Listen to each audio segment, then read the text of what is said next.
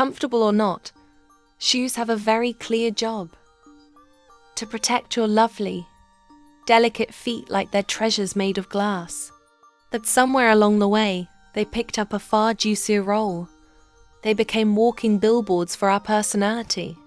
And I believe this with every bone in my Venusian body. You can tell everything about someone from their feet. You could walk into a party wearing a dress that could make Aphrodite weep. But if your shoes don't match the vibe, the spell shatters. The eyes drop, the heart sinks, and you're no longer the vision in silk. You're the girl who doesn't know how to match. And instantly, without a word, you've been downgraded from icon to cautionary tale. It's the same story when you bump into that old high school friend. The eternal rocker who you were sure would never grow up. Then one day, there he is. Clean cut, button-down shirt, tie in place, hair slicked back like he's finally learned the ways of the adult world. You almost sigh in relief. Finally, he got it together, you think. But then, your gaze drops. And there they are. The same old beat-up Converse. Covered in signatures from half your graduating class. Including your own. And in that exact moment, you know the truth. He hasn't changed. Not one bit. Feet are snitches. They tell stories without your permission. The girl who packs 50 pairs of heels for a camping trip. She's broadcasting high maintenance like it's a fragrance. The one who stomps around in black combat boots in 100-degree heat.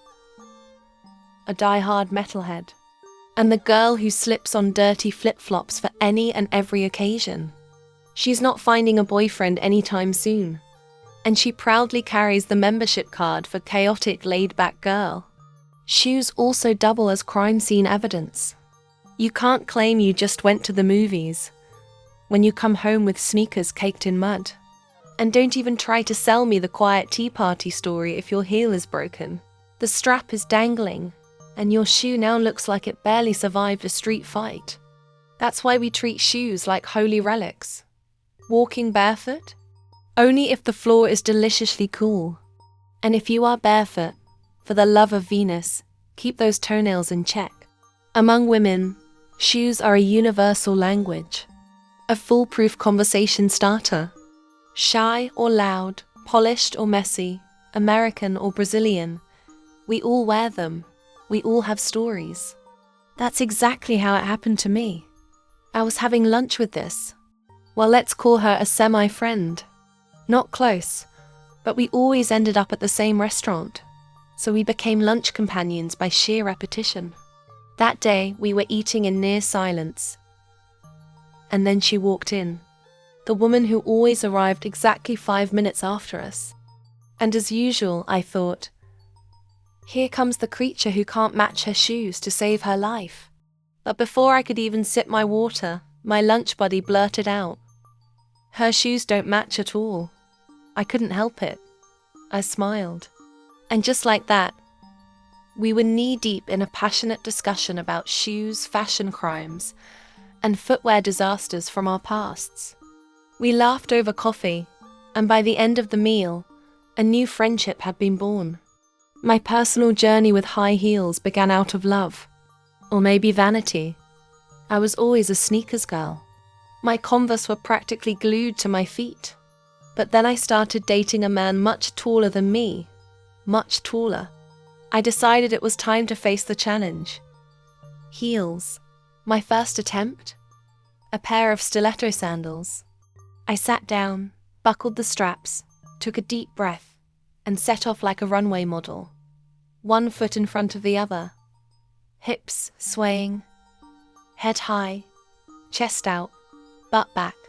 Nobody warned me that your feet tremble. First result? Faceplant. Right on the floor, my knee bleeding. But I got up like nothing happened, out of pride more than anything else, and kept going. 2 steps later, down again. This time on my backside. Another bruise and a week of sitting like a porcelain doll. Furious, I ripped off those killer shoes, marched to the kitchen, and doused myself in ointment and ice packs. But I didn't give up. I trained every day. Started with platforms, moved on to wedges, graduated to pencil-thin heels, and finally conquered stilettos again. Now, even though I prefer flat sandals, I can walk in skyscraper heels with grace and zero casualties. And in the process, I was finally inducted into the mysterious sisterhood of women who walk in pain, but with posture so perfect you think they were born in heels. Shoes are weapons. Some can squash cockroaches and reputations, without hesitation. They're an extension of your personality, the final punctuation mark on your outfit. And yes, they should match your belt, unless you're a rebellious fashion anarchist. They're also the social thermometer no one talks about. Nothing ruins a look faster than a brown dress with black shoes. Or worse, gym leggings paired with gladiator stilettos tied up to the knee, like some 2009 fever dream. Venusian tip: if you want to start a conversation with a woman, talk about her shoes. But make it a compliment. A badly timed critique will shut things down faster than a broken heel on a dance floor. But a good compliment? That opens the door to stories, laughter, and confessions you didn't see coming. Armed with our footwear, we're more than passers-by on hot sidewalks. We're soldiers fighting for visual harmony. Each pair is a silent manifesto, a battle cry against tackiness. And maybe, just maybe, the world would be a better place if every girl received, at birth, a crash course in color matching and fashion etiquette. Because shoes aren't just shoes. They're memories, battles, falls, and victories. They're the invisible thread connecting stories and strangers. And before you know it, you'll be just like me, looking at someone's feet and mapping out their whole life story without them saying a single word. So tell me, what are your shoes saying about you? If this little walk through my shoe diary made you laugh, cringe, or feel personally attacked, hit that like button, subscribe, and tell me in the comments, which pair of shoes has betrayed you the most? Share this with a friend who needs a Venusian fashion intervention. And I'll see you in the next chapter of the diary.